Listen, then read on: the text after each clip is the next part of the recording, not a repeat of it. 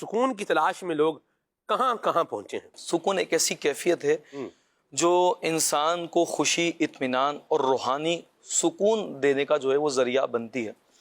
چونکہ آج کل کے دور کے اندر مسائل بہت زیادہ بڑھتے چلے جا رہے ہیں، الجھنیں لوگوں کی بڑھتی چلی جا رہی ہیں، مصروفیات بڑھتی چلی جا رہی ہیں، تو اس میں جو ذہنی اور قلبی بے چینی ہے نا وہ بھی بڑھتی چلی جا رہی ہیں، اور ہر شخص اس کا متلاشی ہے کہ وہ سکون کو تلاش کرے۔ اب معاملہ یہ ہے، سوال یہاں یہ پیدا ہوتا ہے کہ سکون کیسے حاصل ہو؟ کسی نے سکون کے لیے جو معیار بنایا وہ دولت کو بنایا،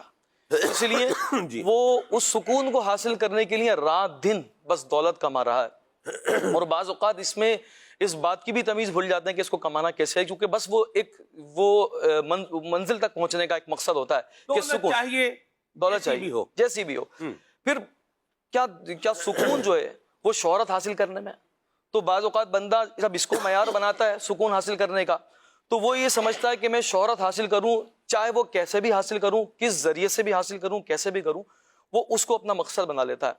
کسی نے سکون، سلمان بھائی، ڈائجسٹوں، ناولوں کے اندر جو ہے تلاش کیا، تو ہم نے دیکھا کہ وہ بس رات دن ناولوں کے اندر مشغول ہے، ڈائجسٹوں کے اندر مشغول ہے، میوزک کنسرٹ کے اندر بعض اوقات لوگ یہ سمجھتے ہیں کہ ہم میوزیکل کنسرٹ کے اندر جائیں گے یا میوزک کو سنیں گے تو ہمیں سکون ملے گا۔ تو اس سکون کی تلاش میں لوگ در بدر گھومتے پھر رہے ہیں۔ اگر دولت میں سکون ہوتا تو قارون سکون کے اندر ہوتا، لیکن قرآن کے اندر بھی اس پر لعنت برس رہی ہے، اور آخرت میں بھی اس پر جو کچھ ہوگا اس کے ساتھ ہوگا۔ اسی طرح اگر حکومت اور سلطنت سے سکون حاصل ہو سکتا ہوتا تو فرعون اور نمرود یہ سکون میں ہوتے، لیکن معاملہ یہ ہے کہ یہ ساری چیزیں حاصل کرنے کے بعد بھی سلمان بھائی سکون انسان کو نہیں ملتا۔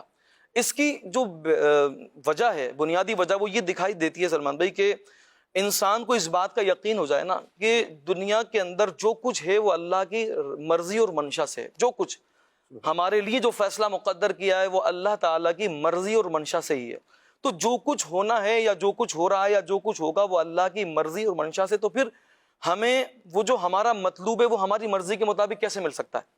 ہاں، یہ ہے کہ اس مطلوب کو حاصل کرنے کا جو طریقہ اللہ رب العزت نے ارشاد فرمایا، کیونکہ وہی رب جانتا ہے کہ جس نے انسان کو بنایا، اس کے دل کو بنایا، اس کے دماغ کو بنایا، اس کی روح کو بنایا، وہی جانتا ہے کہ اس کو سکون کہاں سے ملے گا۔ ہم نے اگرچہ وہ سکون دولت میں، مال کی فراوانی میں، شہرت کے اندر حاصل کرنے کی کوشش کی، لیکن لاتعداد نعمتوں کے حصول کے بعد بھی بندہ اس سکون کو حاصل نہیں کر سکا۔ تو پھر وہی رب کہ جس نے انسان کو بنایا، اس کے دل و دماغ کو بنایا، وہی جانتا ہے کہ اس کو سکون کہاں سے ملے گا، اور اسی رب نے ارشاد فرمایا الا بذکر اللہ تطمئن القلوب الذین آمنوا وتطمئن قلوبهم بذکر اللہ، الا بذکر اللہ تطمئن القلوب، کہ وہ جو ایمان والے ہیں ان کے جو دلوں کو چین ملتا ہے وہ اللہ کے ذکر سے ملتا ہے، اور سن لو اللہ کے ذکر میں ہی دلوں کا چین ہے۔ تو سلمان بھائی، لوگ اس سکون کو حاصل کرنے کے لیے بہت کچھ کرتے ہیں، اور نہ جانے وہ نہیں کرنے والا بھی ہوتا تو اس کو کر بیٹھتے ہیں۔ تو اگر ہمارا دل جو ہے اللہ تبارک و تعالیٰ کے ذکر سے وابستہ ہو گیا تو انشاءاللہ ہمیں حقیقی سکون ملے گا۔ ممکن ہے دولت آپ کے پاس ہو،